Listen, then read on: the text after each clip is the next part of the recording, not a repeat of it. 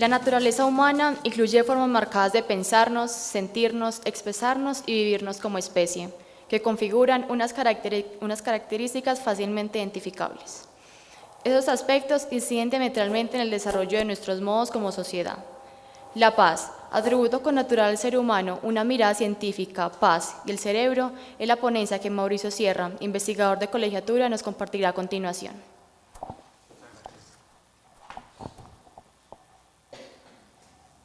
Muy buenas tardes. Terminábamos ahora en la última charla con Jung, este gran psiquiatra que decía que cuando miramos adentro despertamos. Jung también decía una cosa, él decía, mientras más nos acercamos a nuestra naturaleza, mientras nuestra vida más refleja lo que somos, ni siquiera trascendentalmente hablando, en cuerpo, aquí, este ser que somos encarnados, en la medida en que nos acercamos más a esta naturaleza, mejor nos sentimos, más felices podemos ser. Y esto es exactamente el contenido de mi charla. Yo voy a estar prácticamente hablando de lo mismo que se ha hablado hasta ahora, pero con otro lenguaje, y es el lenguaje de la ciencia que tanto nos ha ayudado a comprender el entorno, la naturaleza, pero ahora dirigida a estudiar cosas que hasta hace una década era impensable.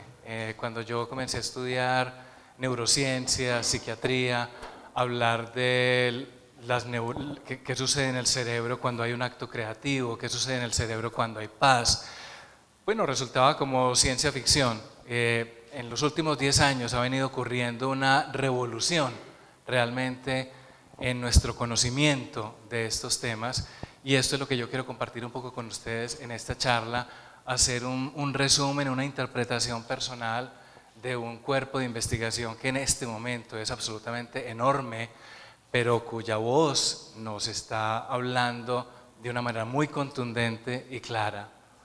La pregunta es, ¿podemos hablar de si nosotros estamos biológicamente construidos para ser seres pacíficos o no?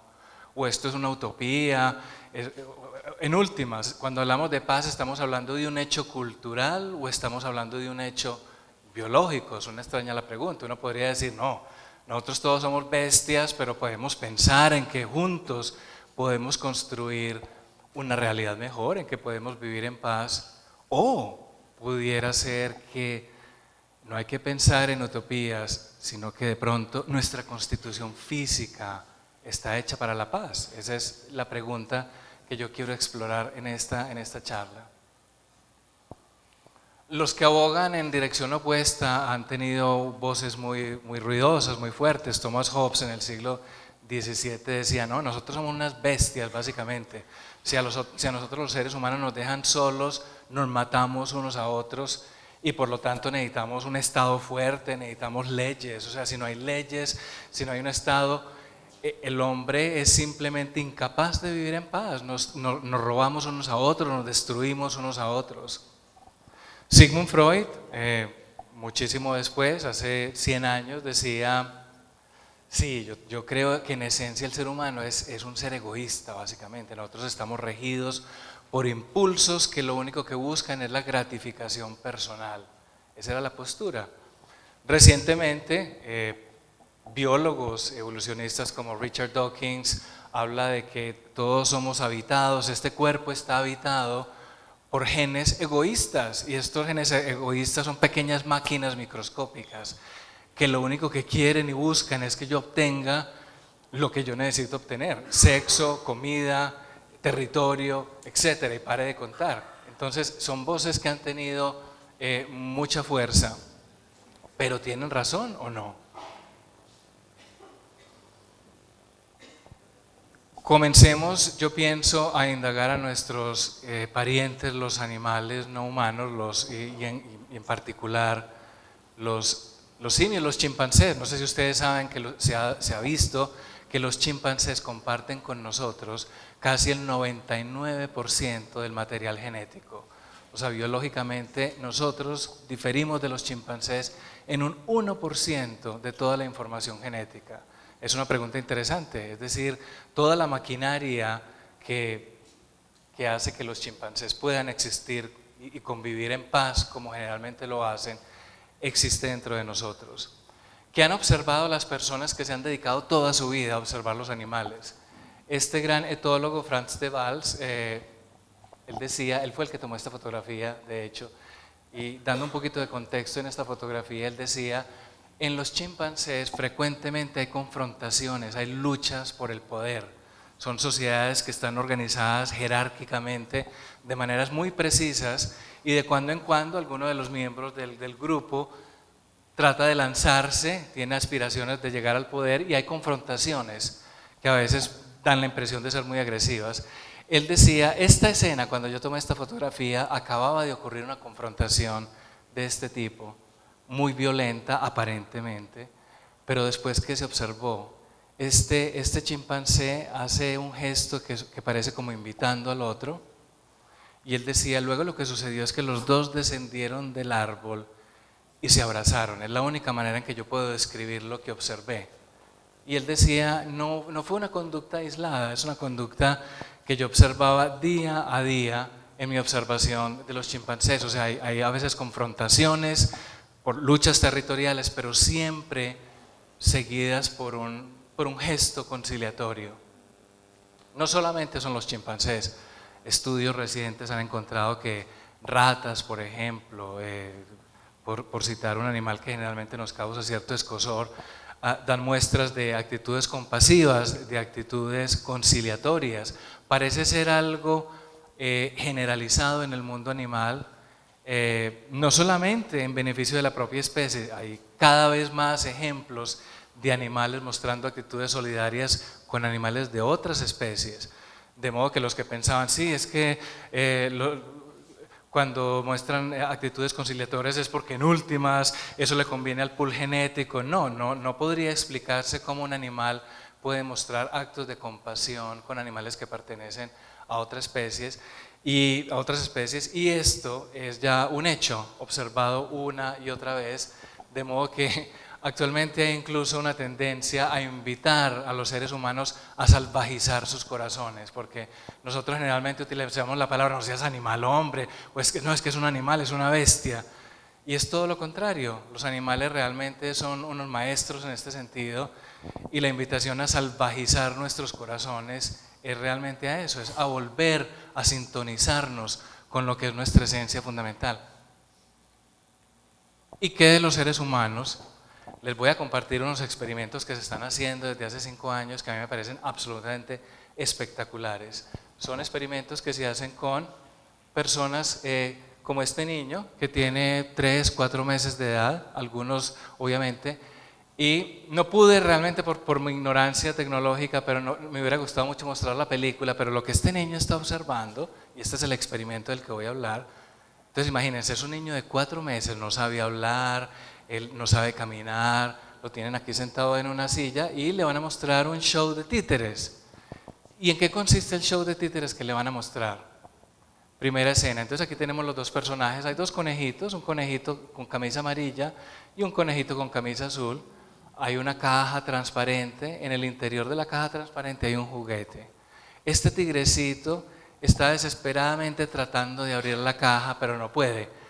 Aquí está en uno de sus intentos. Él trata, levanta la caja y vuelve y se le cae la tapa. Vuelve, intenta levantar la tapa y se le cae otra vez. ¿Y qué ocurre a continuación?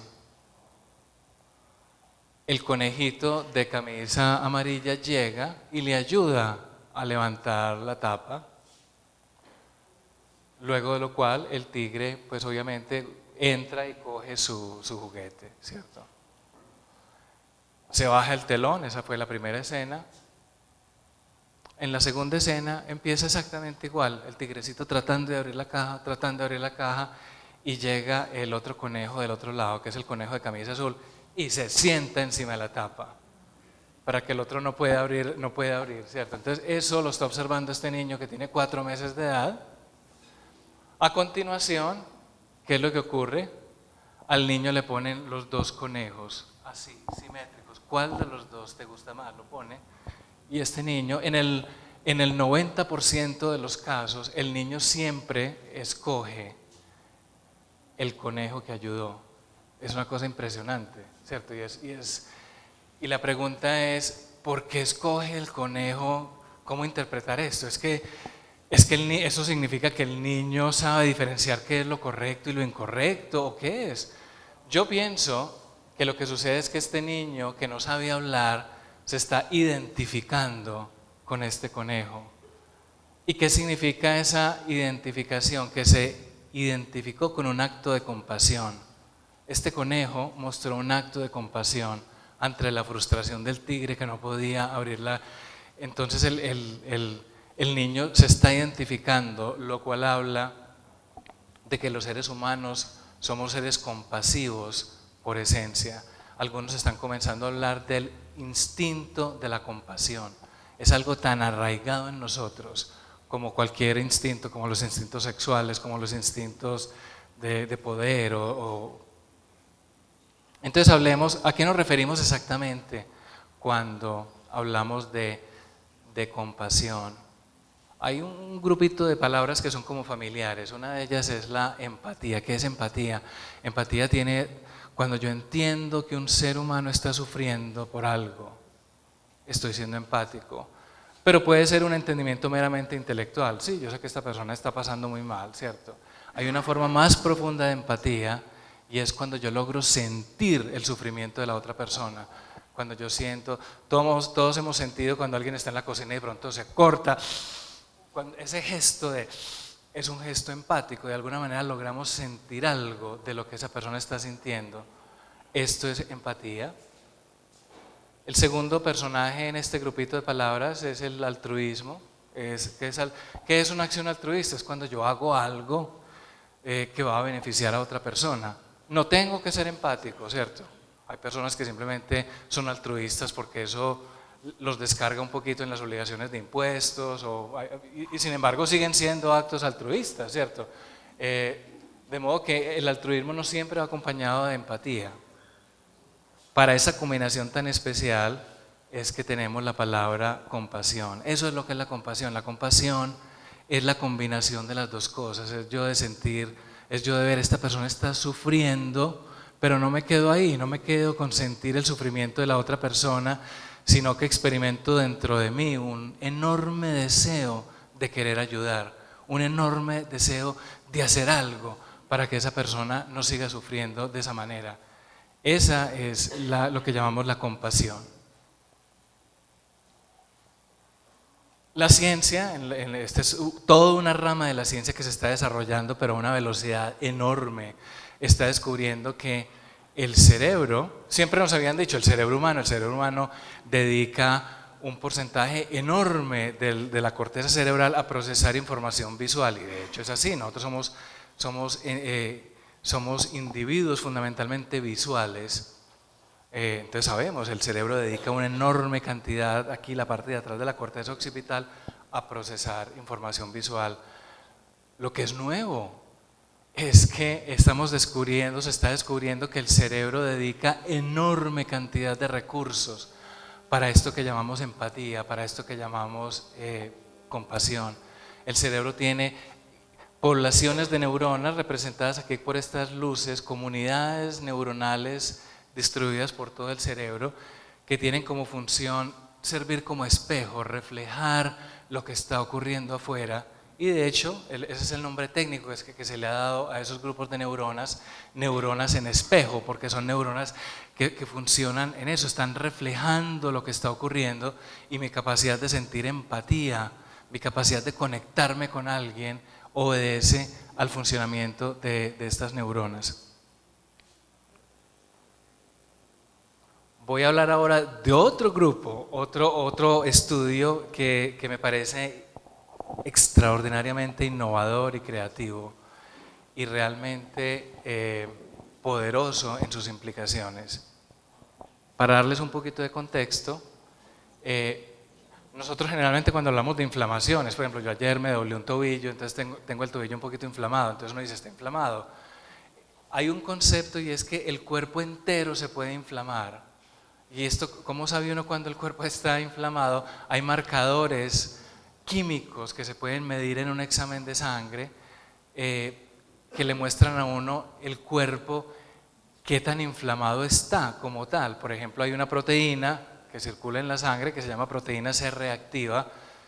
Si yo le mando un examen de sangre a alguien y sale la proteína C reactiva, yo sé que algo no muy bueno está ocurriendo en el cuerpo de esa persona. El cuerpo está intranquilo, está produciendo como una reacción inflamatoria. Entonces, ¿qué sabemos de estos estados de inflamación de todo el cuerpo? Sabemos que predisponen prácticamente a todas las enfermedades crónicas. Esto entonces sabe el Alzheimer, el Parkinson, la artritis reumatoidea, los procesos de envejecimiento como tal, están todos muy correlacionados a esto que se llama inflamación del cuerpo. Algo no está funcionando bien en el cuerpo. Y se sabe que los niveles de estrés predicen actividad antiinflamatoria. Cuando yo mido estos componentes en la sangre, mientras más altos sean estos niveles, yo digo, este cuerpo es un cuerpo que está estresado, es un cuerpo que está mal, predispuesto a la enfermedad. Eso es lo que necesitan saber para entender esta investigación que les voy a presentar en este momento. ¿Y cuál es la investigación? La investigación, estos investigadores se hicieron la siguiente pregunta. Listo, vamos a coger un grupo grande de personas que sientan y se definan a sí mismas como personas muy felices. Es decir, en una escala de 0 a 10, ¿qué tan feliz te sientes tú? Esos fueron los participantes en la investigación, los que dijeron 9 o más. O sea, yo soy una persona absolutamente feliz. Los que puntuaron 8, que decían sí, fundamentalmente feliz, pero no entraban en la investigación. Tenían que sentirse muy, muy felices. Y entonces a todas estas personas les midieron el grado de inflamación en el cuerpo. ¿Y qué fue lo que encontraron los investigadores? Qué curioso, hay un grupo de personas que aunque dicen estar muy, muy felices, tienen un cuerpo absolutamente inflamado, ¿cierto? Estos marcadores biológicos están muy elevados, proteína C reactiva y otras proteínas.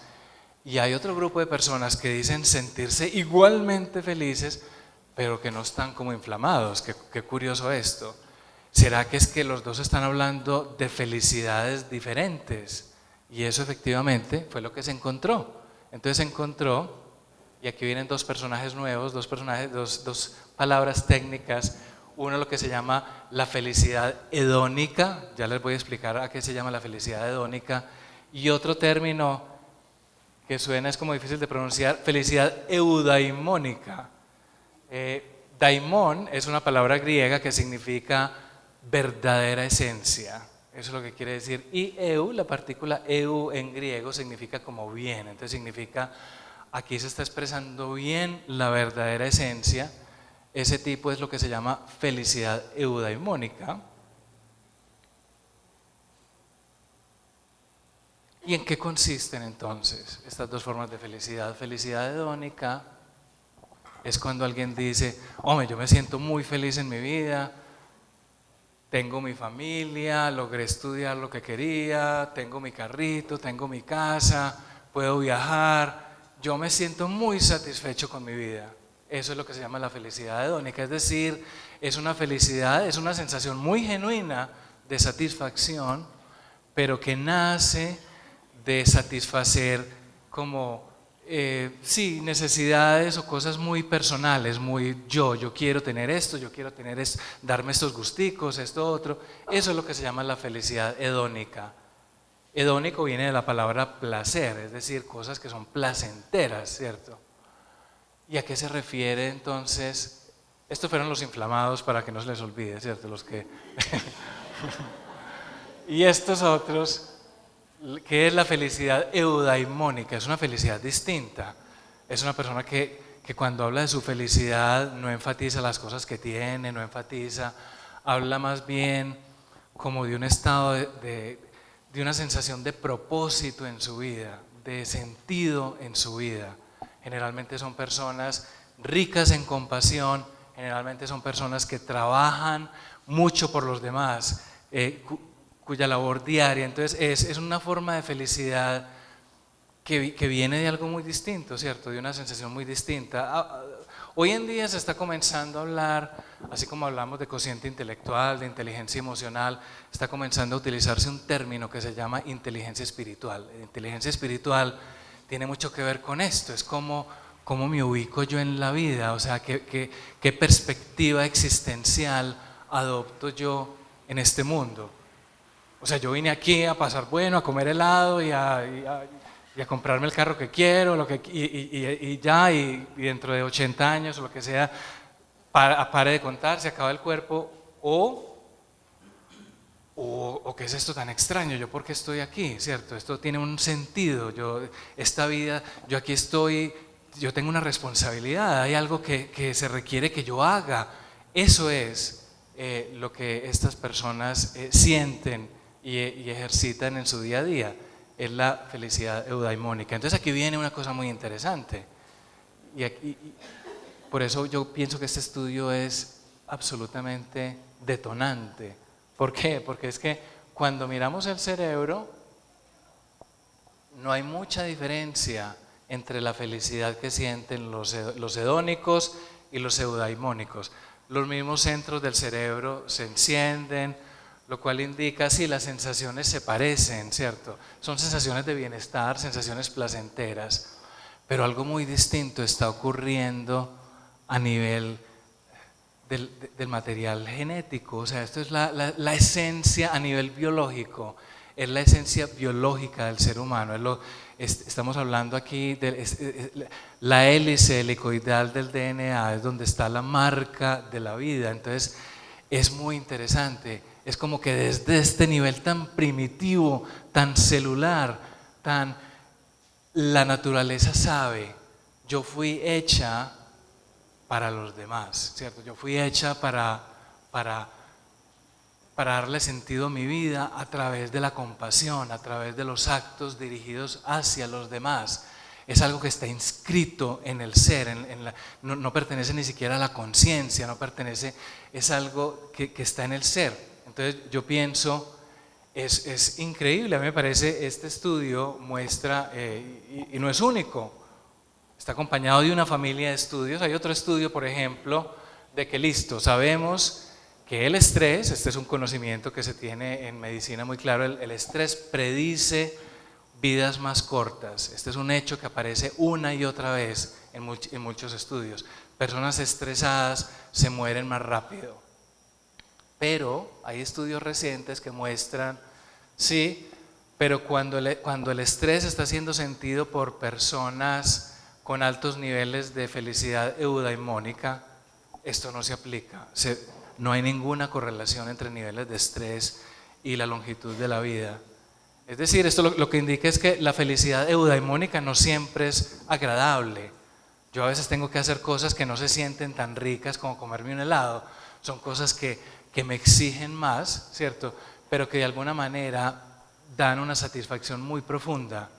En esas personas que se ejercitan y desempeñan trabajando, haciendo cosas para los demás, se pierde el estrés, parece no tener un efecto tóxico como si lo tiene en otras personas. Sí, como nos está mostrando la ciencia, el cerebro humano o el ser humano a nivel biológico está hecho para la compasión, está hecho para la reconciliación, está hecho para el perdón. Como hay tanta gente que no parece ser así, ¿cierto? Este es otro capítulo de la ciencia que trata de entender estos mecanismos que parecen ser innatos al cerebro humano, se pueden dañar, son mecanismos muy frágiles. Y lo que se ha observado es que este es uno de los grandes causantes, es decir, el maltrato en todas sus formas, maltrato, abuso emocional, abuso físico, abuso sexual durante los años de la infancia. Sabemos ahora dejan estragos muy profundos en la naturaleza esencial a nivel biológico del ser humano. Miremos aquí, por ejemplo, una comparación de dos cerebros. Este es un adulto normal que tuvo una infancia normal y este es una persona que fue abusada en la infancia. A ver, para que ustedes entiendan que lo que estamos viendo aquí, esto es como un corte del cerebro, ¿cierto? El cerebro, háganse de cuenta que el cerebro, mi cabeza la partieron en la mitad, yo estoy mirando desde encima, o sea, estoy mirando desde arriba y esta es la parte de atrás de esa persona y aquí estaría pues la nariz, los ojos, ¿cierto? Estoy mirando desde arriba. Lo que se observa, los colores hablan de actividad cerebral, o sea, mientras más rojo o amarillo significa que el cerebro está más activo, ¿cierto? Esas partes del cerebro están más activas. Lo que se observa en personas que han sido víctimas de cualquier tipo de abuso a lo largo de su infancia, una de las cicatrices que parece dejar es que es un cerebro menos activo, pero menos activo en áreas que sabemos están profundamente implicadas en el procesamiento de las emociones, en mi capacidad de sentir, en mi capacidad de regular mis emociones, de sentir compasión. Desafortunadamente, los estragos del abuso emocional parecen dirigirse muy selectivamente a los centros que hoy sabemos tienen que ver con mi capacidad para sentir compasión, para sentir empatía. Entonces ocurre un daño en este nivel. Hay personas que en este momento están diciendo, de pronto gran parte de los males de este mundo, de la violencia que este mundo vive hoy en día, es porque apenas estamos comenzando a descubrir la niñez. La niñez ha sido completamente descuidada durante la mayor parte de la historia de la humanidad. Hasta hace muy poquitos años, en grandes partes del mundo, los niños son esclavos prácticamente, tienen que trabajar, no existe el reconocimiento del niño como tal. Y entonces, esa es una pregunta muy interesante. ¿Qué pasa si comenzamos más a cuidar de los niños, ¿cierto? De hacer que no sufran este tipo de daños en la infancia. ¿Pudiera eso transformar eventualmente las sociedades en las cuales vivimos? Hay datos que comienzan a aparecer que parecen sugerir que este es el caso. Pero bueno, y si a uno le tocó la mala suerte de que, claro, nos tocó una infancia difícil y de alguna manera quedaron huecos allá como en el desarrollo cerebral, lo cual tiene implicaciones en mi capacidad de sentir, en mi capacidad de expresar el ser de paz que soy en esencia. No son tan malas noticias. Viene en nuestro rescate algo que se llama neuroplasticidad. ¿Y qué es la neuroplasticidad? Cuando yo estudié medicina, a mí me decían, el cerebro es inmutable. Una vez que eso se forma, eso no lo cambia un brujo. Eso ya se quedó así, no hay nada que hacer. Pero hoy en día ha aparecido esta disciplina que se llama neuroplasticidad y que dicen, no. El cerebro es un órgano que permanentemente se está transformando a sí mismo. Y por lo tanto, en la medida en que el cerebro se transforma nuestra capacidad de tener acceso a ciertas experiencias.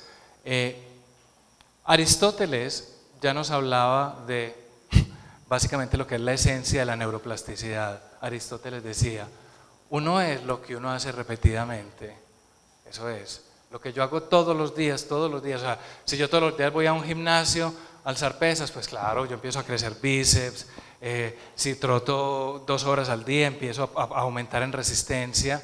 Lo que la gente no se da cuenta es que a nivel mental es igual, las cosas que yo hago todos los días, yo me quedo maravillado, por ejemplo, yo no pertenezco, no he podido entrar en la era de los teléfonos móviles, yo no tengo, o tengo un modelito ahí viejito, pero yo no he podido.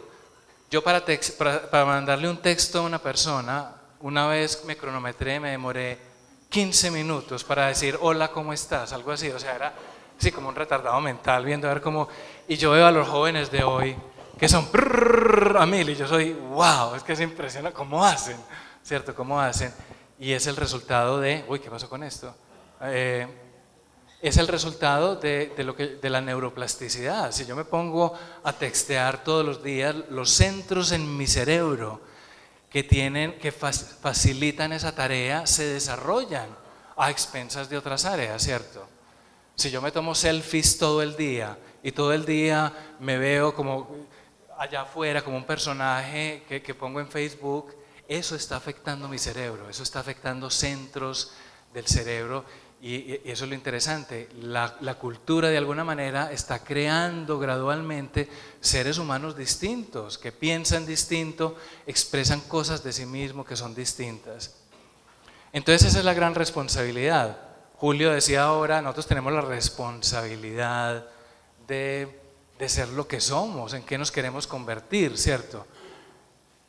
Me gustó mucho esta fotico en que son confites como con forma de cerebro, en qué tipo de confite nos queremos convertir cada uno de nosotros, ¿cierto? ¿Qué tipo de cerebro estamos fabricando día a día?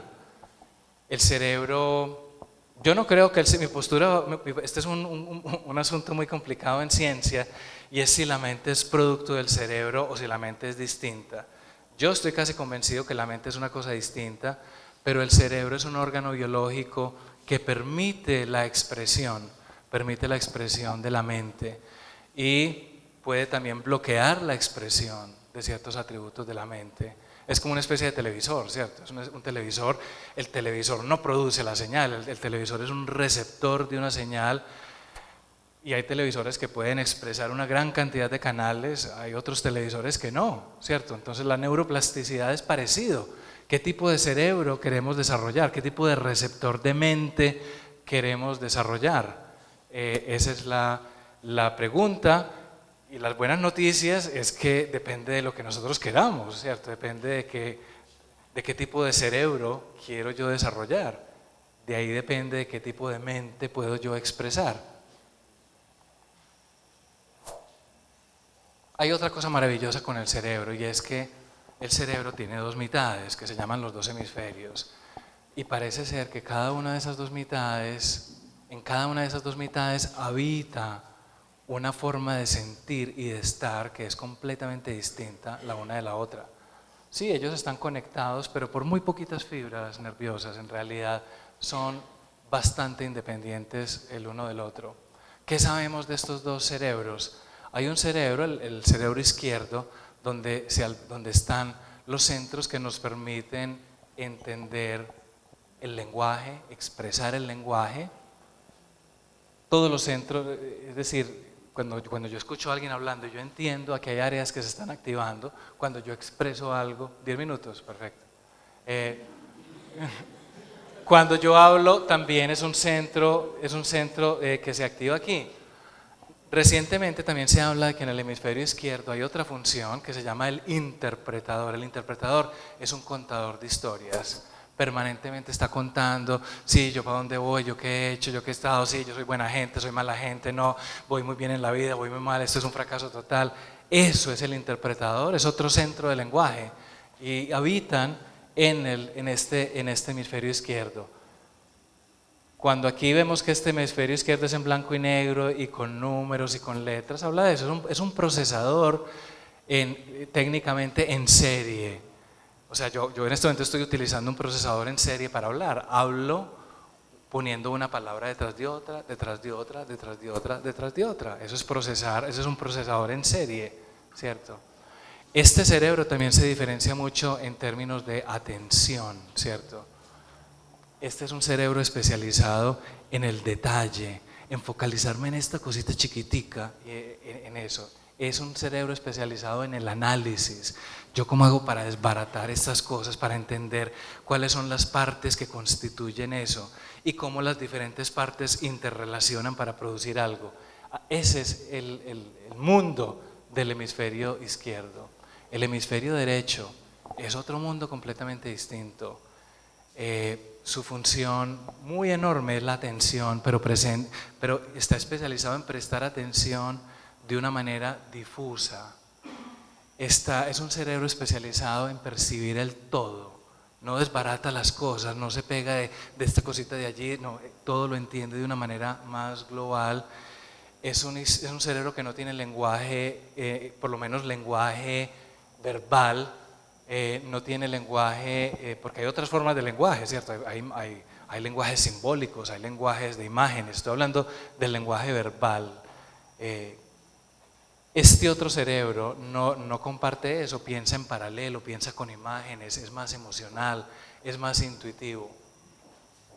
¿Por qué digo yo esto? ¿Por qué? Porque cuando hablo de neuroplasticidad, lo que se está encontrando actualmente es que la cultura que nosotros estamos viviendo hace que uno de estos dos cerebros se está desarrollando más que el otro. ¿Cuál creen ustedes que es el que la cultura actual desarrolla más? Pues por supuesto el izquierdo, el que cuenta historias, es el cerebro de los selfies, de los texting permanentes, es el cerebro que permanentemente es pensándose a sí mismo, es el cerebro de la alta autoestima, de la baja autoestima, es el comentador deportivo de la mente básicamente, permanentemente haciendo un comentario. Para terminar, y enfatizando esto que estoy diciendo, de cómo la cultura que uno vive puede favorecer el desarrollo anormal de uno de estos cerebros, de tal manera que el cerebro casi como que se desfasa, se desalinea. Les quiero presentar esta investigadora, Jill Taylor, una persona que se dedicó toda su vida al estudio del cerebro, a la neuroanatomía, estudiando los mecanismos neurobiológicos de la depresión. Escribió este libro que se llama My Stroke of Insight. Stroke en inglés es la palabra que se utiliza para derrame cerebral, ¿cierto? Pero también, ella está jugando aquí con las palabras, pero también es como un golpe. Entonces ella dice, mi golpe de insight o mi golpe de entendimiento, pero se está refiriendo al hecho de que cuando ella tenía 37 años, un día se despertó y uy, jue madre, yo por qué no podía mover el lado derecho del cuerpo, estaba paralizada. Y entonces ella me dijo, ¿a mí qué me está pasando, por Dios? Y entonces ella coge, esto posiblemente es un derrame cerebral, tengo una hemorragia cerebral, va a coger el teléfono y se da cuenta que no es capaz de marcar, por alguna razón las funciones que le permitían marcar el teléfono no estaban ahí. Cuando le contestó una operadora, no entendió absolutamente. Y ella decía, ¿qué? No entendía absolutamente nada. Cuando intentó hablar, no podía hablar. Entonces ella decía, perdí mis facultades, estoy perdiendo mi capacidad para hablar, para entender el lenguaje, estoy perdiendo mi motilidad en el lado derecho. No sé si ustedes saben, el lado izquierdo del cuerpo controla todos los movimientos del otro lado del cuerpo. Entonces cuando el cerebro, en este caso el cerebro izquierdo de ella, estaba teniendo una hemorragia, un coágulo de sangre que se estaba expandiendo, claro, se le comenzó a paralizar el otro lado del cuerpo, pero aquí viene lo interesante. Ella dice, sí, yo de alguna manera sabía que estaba en peligro, que tenía una enfermedad grave, pero wow, yo comencé a sentir unas cosas. Lo primero que observé es que esa cháchara sin fin de mi mente se hizo silencio, no más palabras.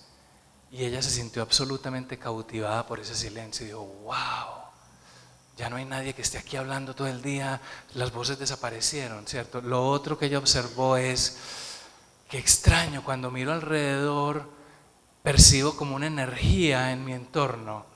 Y más aún, no noto la diferencia entre dónde termino yo y dónde empieza esa energía. Ella decía, yo me miraba el brazo y de alguna manera no era capaz de notar dónde terminaba este cuerpo y dónde comenzaba el entorno. Y sentí una paz enorme, una paz impresionante. Me sentí absolutamente feliz, a pesar de que en ese momento sabía, por allá había una vocecita que decía, pero tienes que ir a un hospital, te estás muriendo. Pero ella decía, pero la sensación de plenitud era tal que a veces quería no hacer nada. En fin, el hecho es que una compañera de trabajo la ayudó, la llevó al trabajo y este es el mensaje, ella dijo, a través de esta catástrofe que me ocurrió, me permitió la manera de sentir otra forma de estar en el mundo, otra manera de funcionar en el mundo. Y ella dice, ya mi cerebro izquierdo volvió al funcionamiento normal, el cuerpo se le alivió, volvió a recuperar movimiento, volvió a pensar, pero ella dice, yo vi algo y ya jamás lo podía olvidar, el haber visitado esta otra manera de habitar el mundo, se quedó conmigo. Y ella dice, no se trata de habitar en este lado todo el tiempo, pero comencé a darme cuenta que lo sano es funcionar desde los dos lados. Yo pienso que ella descubrió, por otra ruta muy distinta, las posibilidades de paz o esa marca de paz que el cerebro lleva en su interior. Y ya para terminar, bueno, si nuestro cerebro se está desviando, se está recostando o desarrollando excesivamente por vías que hacen que deje de estar en contacto con ese ser natural que vive en paz, para el cual la compasión, el perdón, la reconciliación son naturales, existe siempre la posibilidad de corregir el camino. ¿A través de qué? De lo que nos decía Aristóteles. Nosotros somos lo que hacemos. Entonces, si yo empiezo a hacer cosas distintas hoy, en este momento, entonces en ese momento mi cerebro comienza a cambiar y comienza a ponerme en posibilidades de reconectarme con ese ser interior que vive en paz todo el tiempo. Muchas gracias. Eso era lo que quería decir.